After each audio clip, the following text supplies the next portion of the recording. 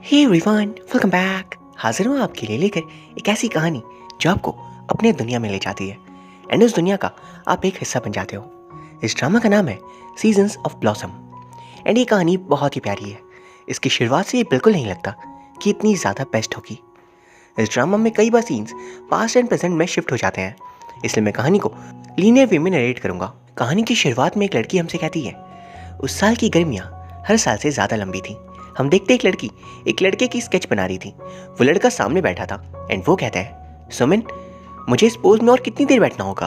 वो कहती है बस कुछ देर और। जिस पे वो कहता है तुम ये बात 10वीं बार बोल रही हो। इसके बाद कहानी चली जाती है प्रेजेंट में। हम देखते हैं सुमिन अब बड़ी हो चुकी थी और टीचर बनने के एग्जाम को उसने क्लियर कर लिया था और उसे ट्रेनिंग के लिए अपने ही स्कूल मिला था। और सभी दोस्तों के साथ पार्टी कर वो अगले दिन स्कूल के लिए निकल जाती है।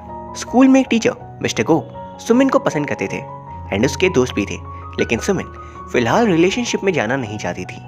रास्ते में वो खुद को एज अ स्कूल स्टूडेंट ही इमेजिन करने लगती है, जैसे उसकी जिंदगी में कोई बहुत ही बड़ा हादसा हुआ था जिस कारण से आज तक वो अपनी स्कूल लाइफ से बाहर नहीं आ पाई थी। स्कूल आकर वो प्रिंसिपल सर से मिलती है जो उसके टाइम में क्लास टीचर थे एंड फिर बाकी कलीग से भी।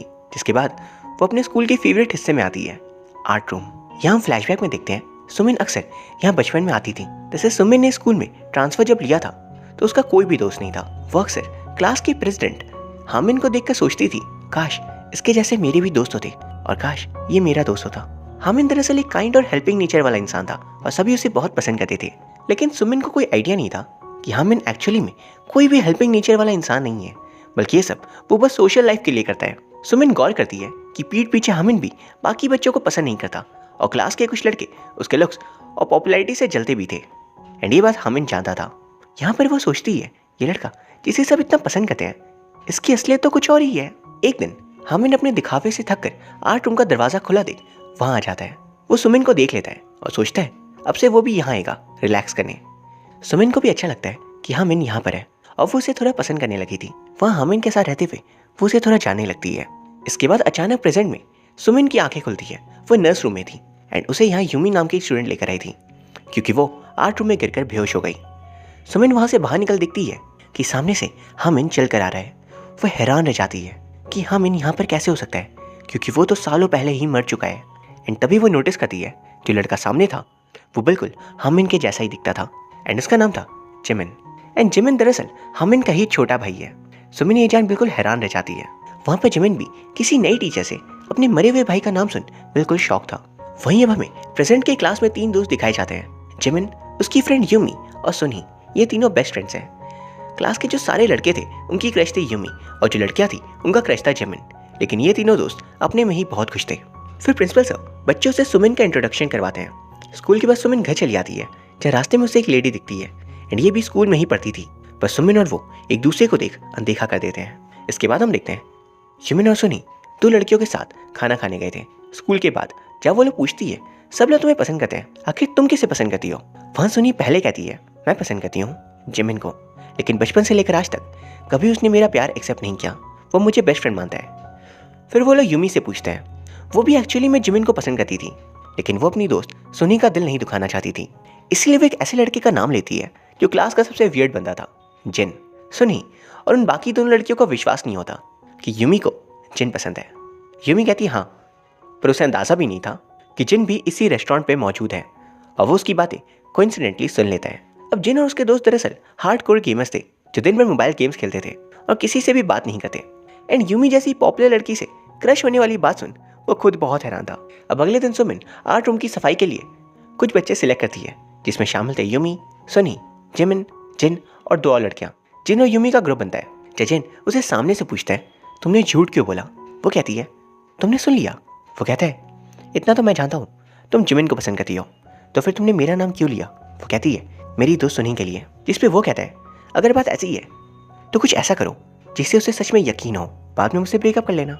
एंड हम देखते हैं वो दोनों स्कूल में फेक कपल बन जाते हैं एंड जिमिन और सुनी दोनों ये देख हैरान रह गए थे और सारे बच्चे भी। इस बीच हम देखते हैं सुमिन जिमिन से पूछती है क्या वो एक मॉडल बनना चाहेगा पेंटिंग के लिए। वो घर आकर अपने फादर को इस बारे में बताता है कि स्कूल में एक नई टीचर आई है जो यूम के बारे में सब कुछ जानती है। फादर कहते हैं हमने तो सारे दोस्तों को कांटेक्ट किया था, तब ये कौन है? वो कहता है उन्होंने कहा है कि वो उनकी सीक्रेट फ्रेंड है। एंड यहाँ मैं आपको बता दूँ हामिन की डेथ के बाद फादर और मदर का डिवोर्स हो गया था एंड जिमिन अपने फादर के साथ रह गया। तभी कहानी फ्लैशबैक में आ जाती है एंड यहाँ हमें पता चलता है कि आखिर हामिन क्यों दो फेसेस रखता था, लोगों के सामने कुछ और रियलिटी में कुछ और। दरअसल उसकी मदर अपने बचपन में एक डॉक्टर बनना चाहती थी, जिसके लिए कोरिया के सबसे बड़े यूनिवर्सिटी से पास आउट होना पड़ता है, लेकिन वो रिलेशनशिप में आ गई एंड फिर हामिन का जन्म हुआ। इस वजह से उनका सपना पूरा नहीं हो सका, तो उन्होंने हामिन को अपना सपना पूरा करने के लिए चुना। एंड इतने बड़े यूनिवर्सिटी में एडमिशन सिर्फ मार्क्स के बेसिस पे नहीं मिलती, इसके लिए सोशल स्किल्स और पर्सनैलिटी रेप्यूटेशन सब कुछ मैटर करता है। तो हामिन दो जिंदगी जीने लगा।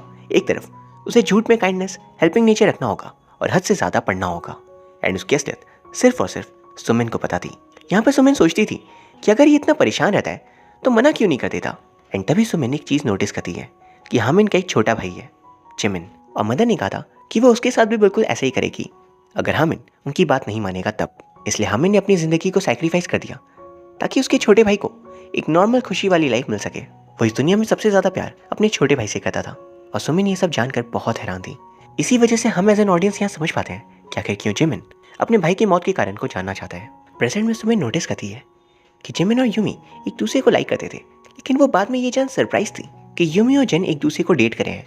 यही नहीं, जिन और यूमी की डेटिंग की बात सुनी जो उसकी बेस्ट फ्रेंड थी बहुत ज़्यादा नाराज रहने लगती है। लेकिन सुनी ये देख हैरान थी कि जिमिन को फर्क क्यों नहीं पड़ रहा।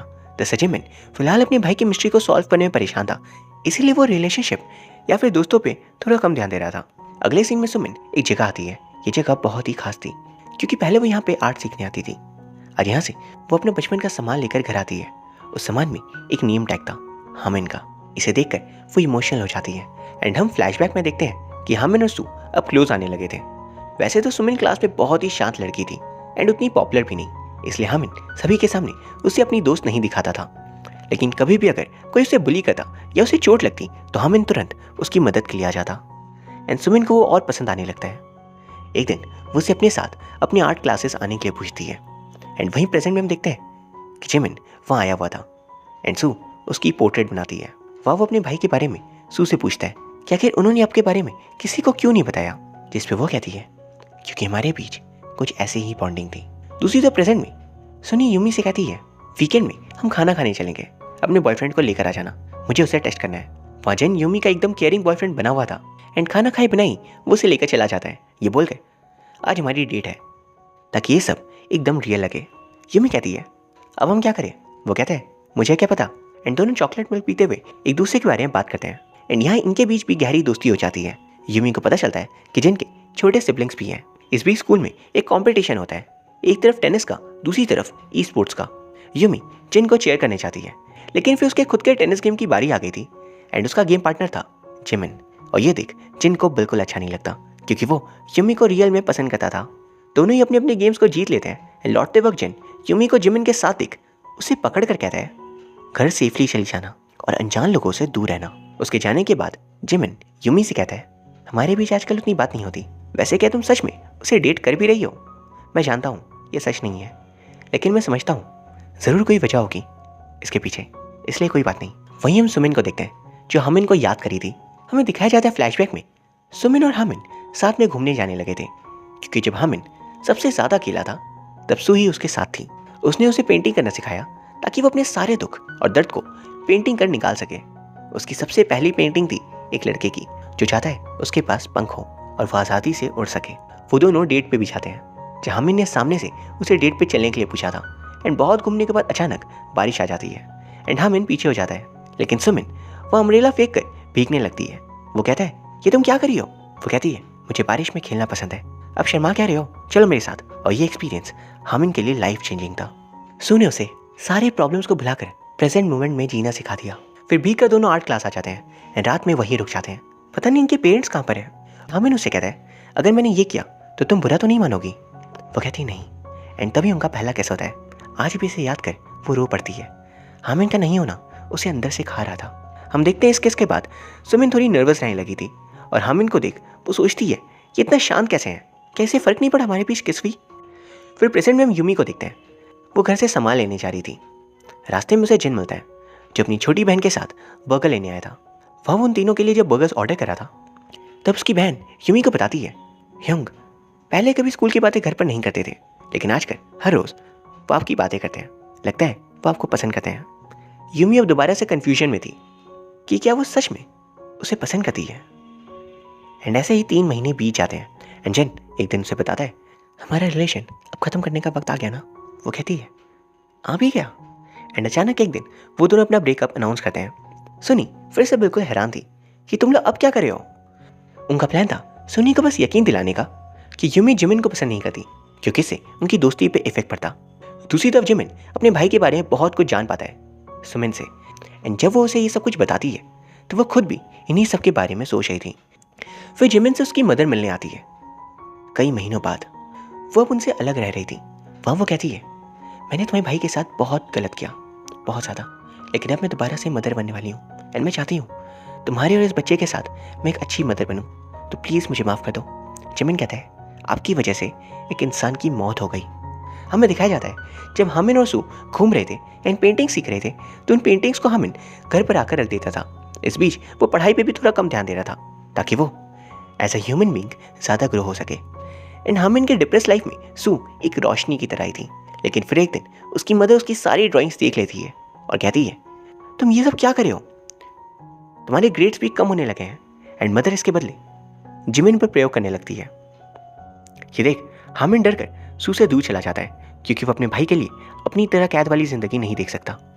प्रेजेंट में जिमिन अपनी मदर से कहता है, प्लीज़ दोबारा अब मुझसे कभी मत मिलना, आपके कारण ह्यूंग की ये हालत हुई।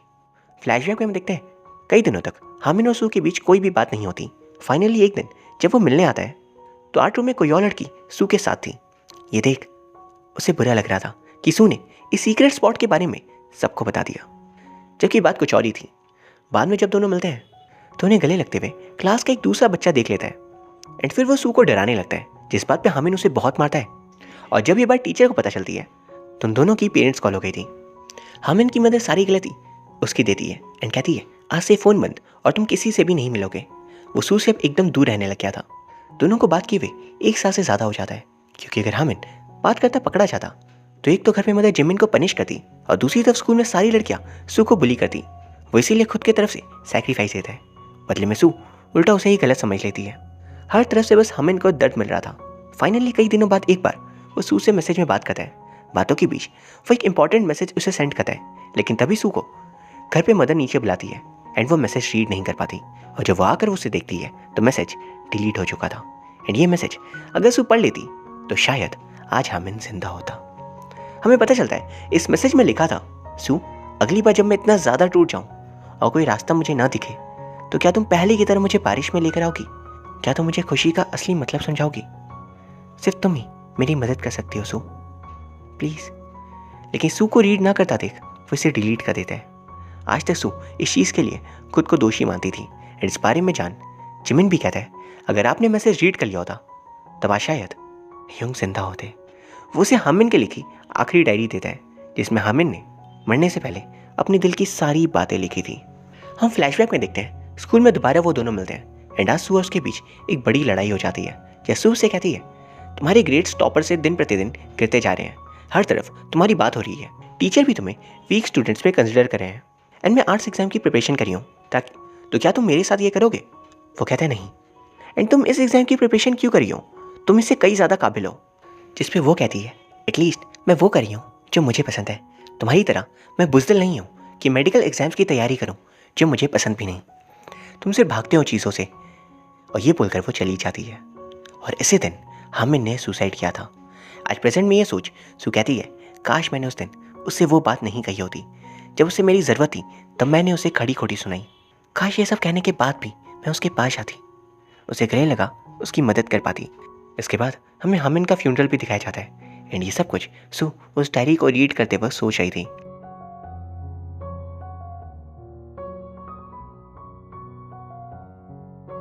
बाद में उसकी बचपन की दोस्त जिसे हमने शुरुआत में देखा था वो कहती है, उस दिन फ्यूनरल में मैंने तुम्हें देखा था एंड मैं तुम्हारे और हामिन के रिलेशन की बात भी जानती थी। मैं बस यही सोचती थी, मुझ जैसी सुंदर लड़की को छोड़कर उसने तुम्हें क्यों चूज़ किया, ये तो मुझे आज तक नहीं पता। लेकिन तुम्हें ऐसे देख मैं बस इतना कहना चाहती हूँ, तुम्हारे इस दुख से वो कभी वापस नहीं आने वाला, इसलिए प्लीज़ अपनी ज़िंदगी के बारे में सोचो। अगर आज वो यहाँ होता तो वह भी यही चाहता। इस बीच हम देखते हैं सुनी और जिमिन सुन लेते हैं कि यूमी ने जिन के साथ मिलकर उनसे झूठ कहा अपने रिलेशनशिप के बारे में, एंड सुनी उससे दोस्ती तोड़ देती है। कई दिनों तक मनाने के बाद सू से एडवाइस लेकर किसी तरह यूमी सुनी को मना लेती है, एंड जिमिन इन सब के बावजूद उसके साथ था, एक पक्के दोस्त की तरह। पर यूमी को एक डिसीजन लेना था कि आखिर वो किसे पसंद करती है, और उसके दिल से एक ही आवाज़ आती है, जिन। एंड दोनों देर रात गए फाइनली एक दूसरे से मिलते हैं। फिर अगले दिन हामिन की डेथ एनिवर्सरी थी, एंड सू छुट्टी लेकर वहाँ जाती है, एंड वहाँ वो फूट कर रोई जा रही थी।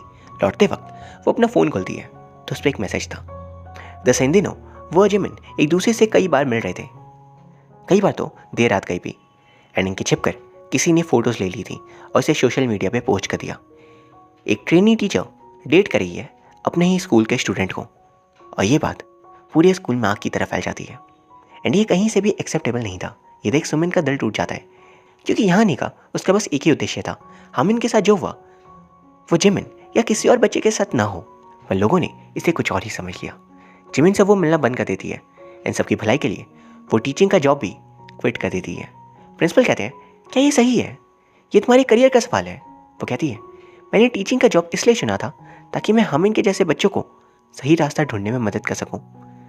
लेकिन मैं ये नहीं चाहती कि मेरे कारण किसी और के साथ दोबारा ऐसा हो। जिमिन ये देख बहुत ज़्यादा टेंस हो गया था। वो अपने दोस्तों को भी सारा सच बता देता है कि दरअसल स्कूल में जिस लड़के ने सालों पहले अपनी जान दी थी वो उसका ही छोटा भाई है, एंड मैं सुमिन उनकी दोस्त थी बस।